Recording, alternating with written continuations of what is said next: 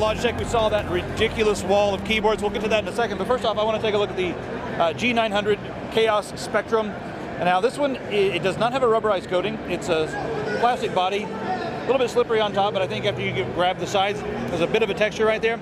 That's nice. The main feature for me on this one, other than something I'm going to show you in a second, is the sensor. It's using the Pixart 3366 infrared sensor, and it's one of the most accurate sensors on the planet. So it's got that going for it. Interesting pattern there with the polytetrafluoroethylene feet all around, even some right there in the center around the sensor. Now, here on the top, you've got the scroll wheel. You can press this for free scroll, it'll just scroll forever. Or then press it down and you have the clear bumps. Now, there's where the plug is. You mind unplugging that for me? There we are. Now, they're using a special wireless technology that they have developed with a 1 millisecond response time. Faster than USB, which is a bit ridiculous. So I imagine you're still going to be dealing with the USB bus on the computer side, but we'll show you a test in just a second. I need to take one of these home and actually try it out. Doing blind tests may be difficult because you'll feel the drag. This also has a braided cable, which is not my cup of tea, but some of you guys like it for the aesthetic and I don't know what else, durability maybe, it's arguable, but this, if it really works without a cable, that will end that argument right there. Let's go over and take a look at their new keyboard using their custom switches. Now, we've seen these before. This is the G910. This is a Best Buy exclusive. Sorry everybody who doesn't have a Best Buy nearby, but you can get them online at Best Buy. And it does use their fancy switches, which are the Romer G, that's the switches right there they are. Now the thing I like about these switches as opposed to like the Cherry MX switches, well, first off, the actuation is a little bit faster than a Cherry. When you compare them to Browns, they feel like Browns. They're tactile. They are not clicky like Blues. To me, they feel like Browns with a harder tactile bump. Notice that the LED here is directly in the center, and the entire housing is sort of an opaque plastic. And then look at the letters here. They're perfectly illuminated in the center. So that's really nice. Let's show you the new one over here that they've used to build the wall. The G810 Orion Spectrum. That's this here. Ooh, that's a nice. This has a really nice feel to it. This is not rubberized, but we have our different buttons here, gaming mode, there's your volume, media keys and all that. But this one just has a very sleek, sort of a minimal footprint, not much of a edge around the side bezel or whatever.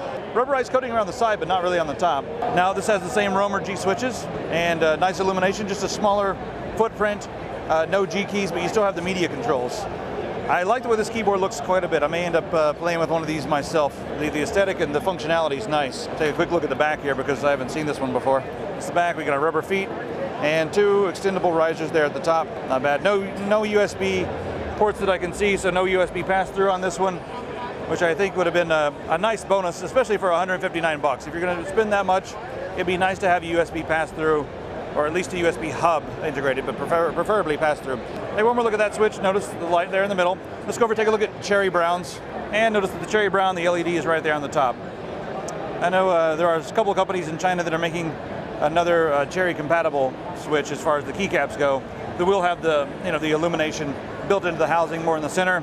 But right now Cherry's still doing this sort of thing. They're working on some other things, but I don't know, the Romer Gs really have the LEDs on lockdown. We found Chris. He's the master of all things mouse around here. All right, so let's talk about this wireless technology that you guys are claiming is just as good as USB with the cable. Sure.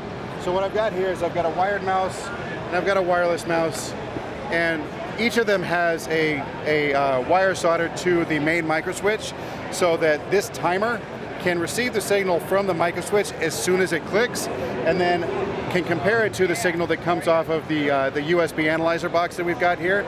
So it can measure the total processing time for the click, right? And when I click the wired mouse, I get about 11 milliseconds, right, average.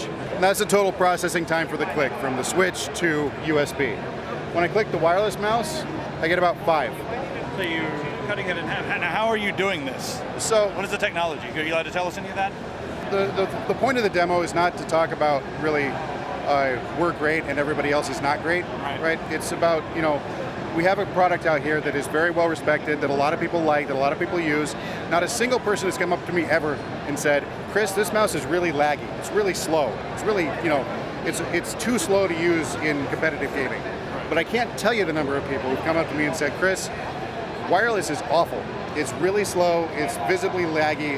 It's really, really bad in that respect. So really what we want to show is that if you design it properly, you can have a great wireless experience, and you can get all the benefits of wireless, which is, not fighting with the cable. You don't have to have a mouse bungee, all that other stuff, without having to worry about, it's going to be slower. I mean, this, PAX is I don't know if you've tried to send a text, but it's stupidly laggy here. I'm pointing at the invisible Wi-Fi shit We that's can happening. feel them, but you can't feel them at home. Yes, it's really uncomfortable, honestly. The radiations.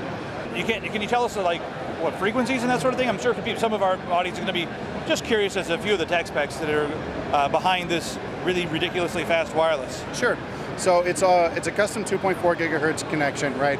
We have been working on wireless for over 20 years, wireless gaming mice for over 10. We've had a lot of time to develop and enhance and to improve our wireless capabilities.